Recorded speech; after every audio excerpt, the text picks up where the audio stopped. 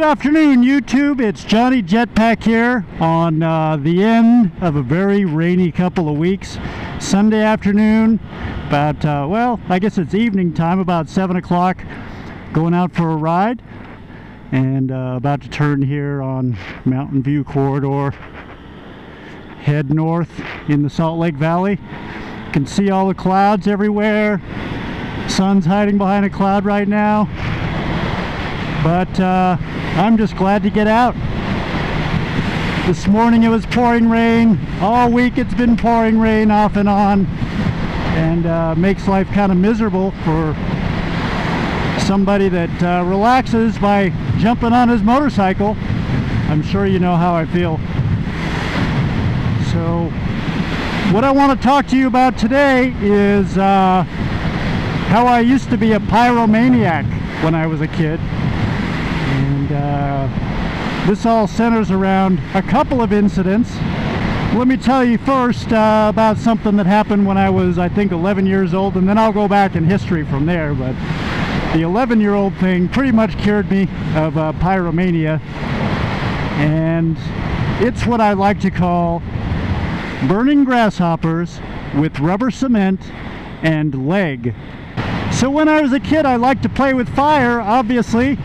I'd set everything on fire. It just fascinated me. If you think back to when you were a kid, there's usually a couple of different kinds of kids when you go camping. There's the ones that you call firebugs, and there's the choppers. The choppers are the guys that play with knives and hatchets and axes and any kind of utensil like that that can cut stuff. They're called choppers. And then there's the firebugs. And firebugs are the ones that are always poking around in the campfire, setting everything on fire, running around, dancing with sticks on fire, and generally just almost burning the whole forest down. So this translated into, when I was 11 years old, playing over in back of one of my friends' houses, and I figured out maybe a year before that rubber cement made a really good accelerant. You could put it on anything and set it on fire, and it would just burn and burn and burn just like a torch would. When we lived in Utah those first few years before the neighborhood was really built up and nobody had grass in their yards yet, we had this big problem with grasshoppers. There were just grasshoppers everywhere, and I'm not talking about little tiny ones. I'm talking about giant grasshoppers that would get like 3, 4, 5 inches long, and they would just eat everything. They'd eat all the plants, they'd eat the whole garden, they'd eat whatever grass there was. Grasshoppers. So I'd gather them up and burn them. Sounds sadistic, doesn't it? I guess it probably is. So here I am using rubber cement as accelerant to burn these grasshoppers in my friend's backyard. And then you know, we were kind of right underneath his back deck, and underneath his back deck his folks had built a sandbox that they could play in, and I was busy setting fires, burning up these grasshoppers. In the sandbox I had an open bottle of rubber cement sitting there, and yep, that's what happened. The bottle of rubber cement caught on fire, and it happened to be right next to one of the posts to the deck of his house. And I'm thinking, oh shit, I'm gonna set his house on fire. And so, like any good person trying to save his friend's house from burning down, I kicked over the bottle of rubber cement away from the deck support beam so that it wouldn't catch it on fire. But what happened is it all splashed up on my leg, on my left pant leg. And then suddenly I was on fire. My leg was on fire.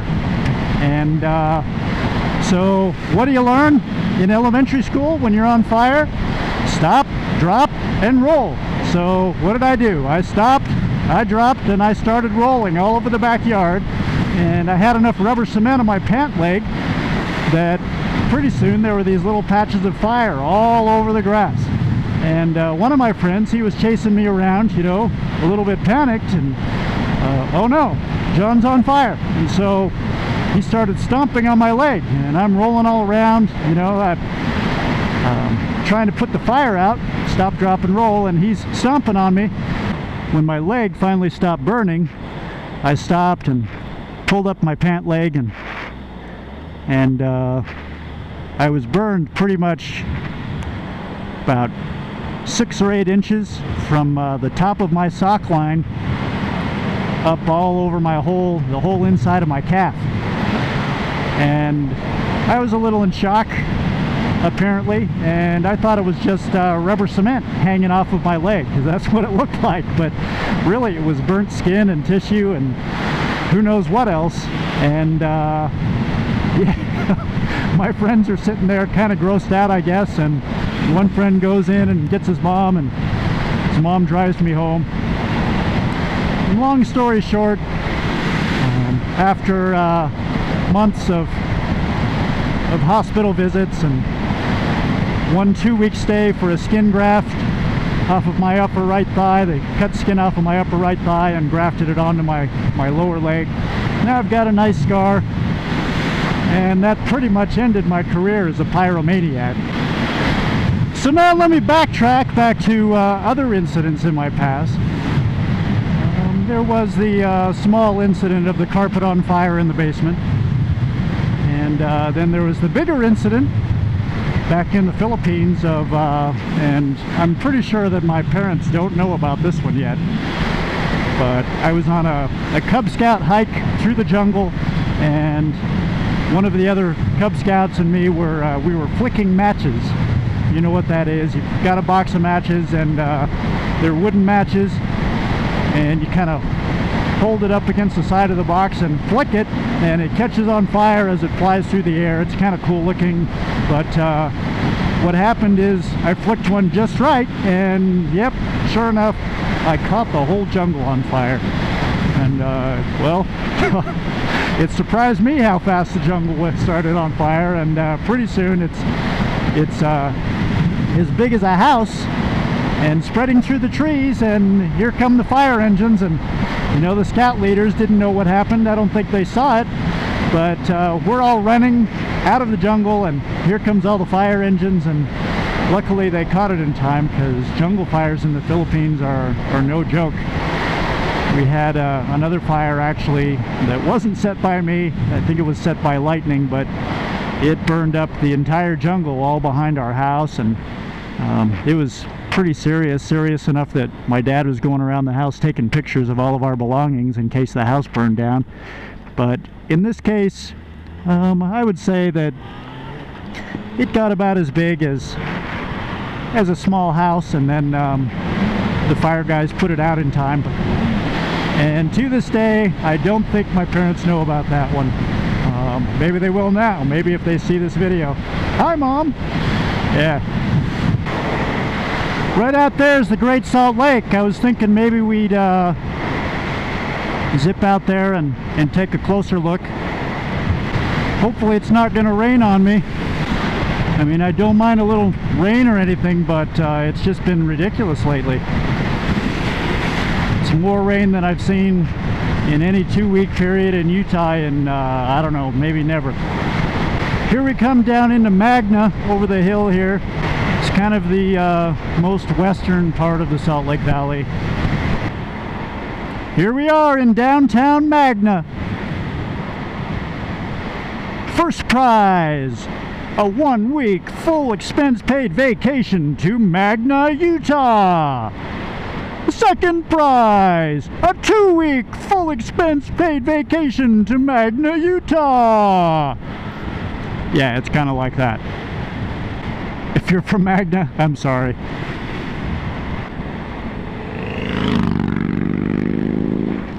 That plant up there is part of what used to be Kennecott. Now it's, well, maybe they still call it Kennecott, but it's owned by a giant company called Rio Tinto. Look them up. I think they're one of the biggest mining companies in the whole world. Where the Salt Lake Real, the soccer team, plays, they're in Rio Tinto Stadium. So that's just part of that big copper mine that I've talked about down in the south side of the valley, one of the biggest open pit copper mines in the entire world. Stretches clear down here. I've been riding for what, 20-30 minutes going this direction, and it's still all Rio Tinto all along the hills. They run the tailings from the refinery through all those tubes down across the freeway over here, and there's giant, I don't know what they call them, like slag ponds or something on the other side of the hill over there. When we come through the hills over here in a little bit, we're going to see the Great Salt Lake. I believe the Great Salt Lake is maybe at its deepest, like 35 feet, but it's one of the biggest inland saltwater lakes in the whole world. I think the biggest industry for the Great Salt Lake is brine shrimp. They grow out there, and you see lots of little fishing boats, I guess they are. They go out and gather up the brine shrimp and ship them all over the world. People feed them to their fish. Turn off and take this little side road so I don't end up in Tooele, because Tooele's the third prize for your all-expense-paid vacation. Great Salt Lake's a big migratory bird sanctuary as well, and I'm sure I'm going to start getting pelted by bugs. What is going on here? The only thing we like more than road construction in Utah are random stoplights for no reason. I guess it could be a problem having cars go in both directions on this thing though. Yep, there it is, the Great Salt Lake. Ooh, some gnarly bumps going there. That building right there is called Saltair. Way back when, maybe, I don't know, I'll have to look it up, but maybe the 20s or something, they built that thing. I think maybe the Beach Boys have a song about it or something. Maybe they just mention it. But they used to bring tourists out here and stuff because the salt content is so high in the Great Salt Lake you just naturally float. But I gotta tell you that sure as shit, I'm not getting in there, because that is some disgusting water. In fact, I can smell it already, even through my helmet and all. Maybe I'll park it here for a minute and get out, go take a look around. So there it is, Saltair on the Great Salt Lake. It is Memorial Day weekend, so maybe more than the average number of people out here Sunday afternoon. When I was a photographer, I used to come out here and take pictures sometimes. Got some pretty cool ones. I'd drag my whole lighting rig all the way out there, battery pack and all, right at sunset time. In fact, I'll flash some pictures up here in a second so you can see what they look like. Pretty awesome place. Zip that way down the causeway. Up there is the marina. Maybe we'll drive over there really quick. Used to take pictures back there sometimes too. I got bugs all over my face guard. I can't begin to describe how stinky it is out here. Yeah, I'm sure I'll need a shower by the time I get home. That right there is I-80. Whoop! I got a bug in my mask. Whoa, he's flying around. Oh, I think I just ate it. And here I thought I was gonna get away from eating bugs by wearing a full face helmet, but apparently not. Found its way into my mouth. Seagull. If you've ever been to the ocean, you know what low tide smells like? This is much worse than that.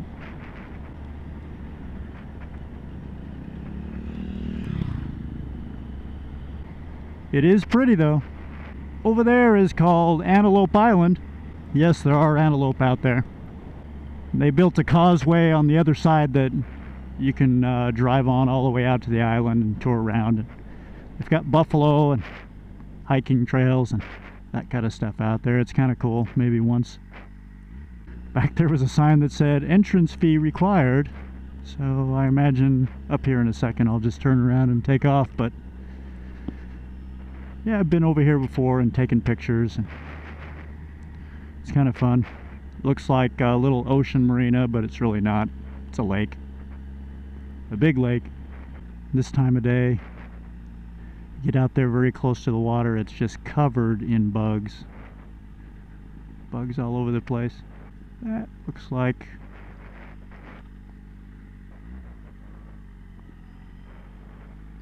boats parked down in there. Not very many though. There must be a lot out on the water right now. Smokestack, Kennecott, Rio Tinto. I'm fogging up a little, but I don't dare put my my face mask up. Visor, that's what it is. It's not a face mask. Don't dare put my visor up for fear of eating a lot of bugs. Whoa, rabbit! That was close. Oh, that wascally wabbit. It's almost a flat rabbit. Oh, it's just such a pretty night. Seagull.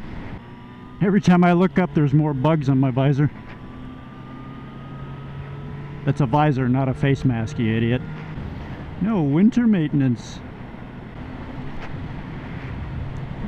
It's the same little bump I caught air off of last time. Tailings ponds, that's what they are. That whole thing is a giant tailings pond. And here we are back at the other. At the random stoplight's evil twin brother. And I guess it's a good thing the evil twins are here, because otherwise I'd be playing chicken with an SUV.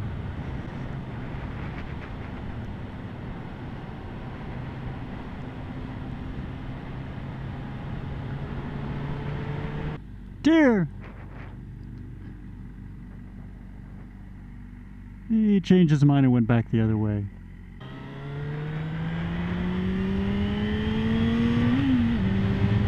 Yeah, I'm glad that was a rabbit earlier, not a deer. Or this video might have ended early. Seagull! Yeah, I think I'll turn here. Mix it up a little. In Utah, we make right-hand turns from the left lane. Just like England, but backwards. Power plant, Rio Tinto. Oh, nice bike, dude. Looks like he crashed on top of another bike and it stuck. In case you hadn't gathered, Magna was kind of built around the copper mines. One of those little mining towns. Yes, this is downtown Magna. A thrilling metropolis, full of people vacuuming the front carpet and standing around having a big gulp and a cigarette at 8 o'clock at night. Hey, nice bikes. If I had to make a guess, I'd say this is a little more of a Harley town than a sport bike town. But the Gem used to be a theater. Magna Library, there it is. I was wondering where that was. Ooh, nice LeBaron. That bug is still flying around in my helmet. Or maybe it's a different one, because I think I ate the first one.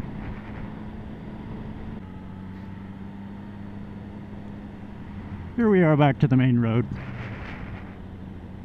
The more main road, anyway. Seagull! Seagull! Seagull! Seagull! Beginning to sense a theme. Magna Fitness and Recreation Center. Read text. Yes. Oh. Damn it. So I got my phone all set up so I could hear text messages and voicemails and stuff while I'm riding without having to read them. Have Siri read them back, but she's insisting that I unlock my phone before she'll read my text messages. Doubtless in case my phone falls off of my motorcycle and somebody picks it up, they won't be able to read my text messages. I'm sure that's what she had in mind. Don't watch my code. Auto lock.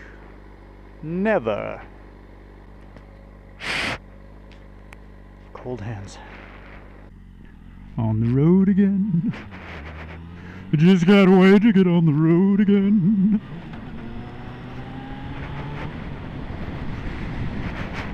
All my life is making music with my friends, and I can't wait to get on the road again. What do you think? Should I quit my day job? Whoa, look at that sunset. Going the wrong direction to see it though. Orbital ATK. They do in fact employ rocket scientists. Downtown Salt Lake, clear over there on the other side of the valley. You can see there. It's pretty clear out. All the rain has cleared out all the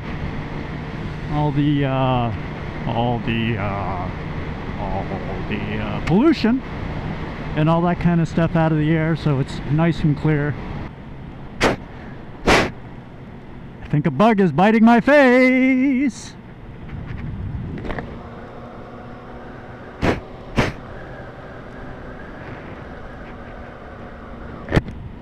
One of the weirdest looking buildings in all of Salt Lake. That is the Salt Lake Tribune building. Not sure exactly what they were going for, but it just sort of looks like something made out of Legos.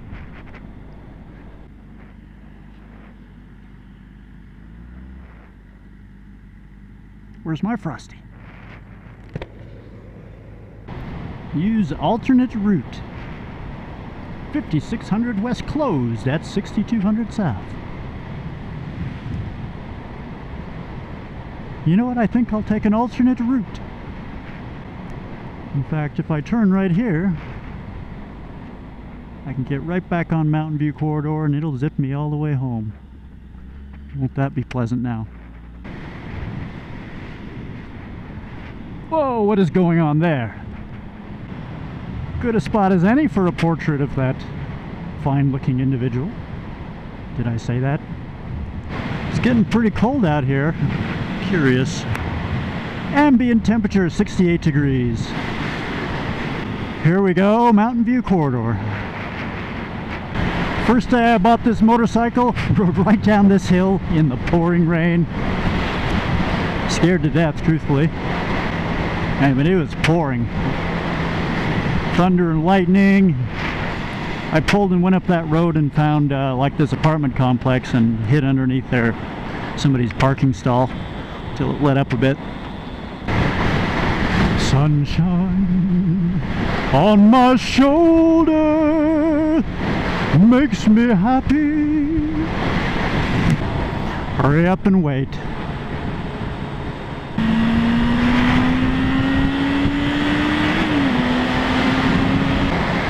Well, here I am coming down the home stretch, YouTube. Well, YouTube, I'm going to sign off a little early here because I think in a minute it'll get too dark for my camera to really see very well. It's been a very pleasant evening riding around with you. And tune back in here. I'm going to make a lot of these videos, like I said. I hope you're liking them. Please comment. Hit that little button below, subscribe, so you know when I put new stuff out there, and share it, comment. Love to hear from you. Have a good night.